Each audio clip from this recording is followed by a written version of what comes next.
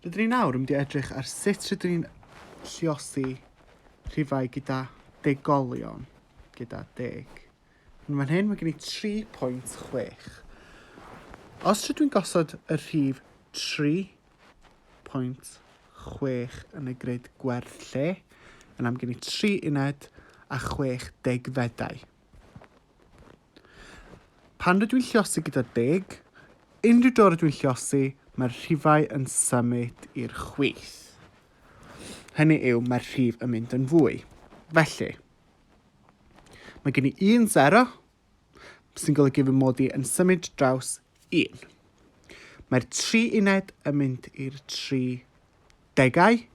Mae'r 6 degfedau yn mynd i'r 6 uned. Wedyn, pwynt degol ar ddiwedd rhif, dydyn ni ddim angen ei gynnwys. Felly'r ateb yw 36.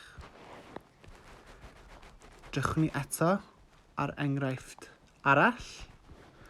Tro hyn, mae gyda ni 7.9 lluosi gyda 10. Felly, 7 uned, 9 degfedau. Lluosi gyda 10 sy'n golygu bod ni'n mynd i'r chwith unwaith. Lle mae'r 7 uned yn mynd i'r 7 degau. 9 degfedau yn mynd yn 9 uned. Ein ateb yw 79. Rwy'n ni edrych nawr os ydyn ni'n lluosi gyda 100. Tro hyn, dydyn ni ddim yn symud drosodd unwaith, ond dwywaith. Felly, os gen ni 3.6 lluosi gyda 100. Dwi'n rhoi y rhifau yn y grid, 3 uned a 6 degfedau. A rydw i'n mynd ar draws 2, oherwydd bod 2 0 yn y rhif 100. Felly, mae'r 3 uned yn symud i'r 3 cannoedd. Mae'r 6 degfedau yn symud i'r 6 degau. Ac yna mae angen 0 cyn y pwynt degol. Dydy'r rhif methu gorffen cyn cyrraedd y pwynt degol.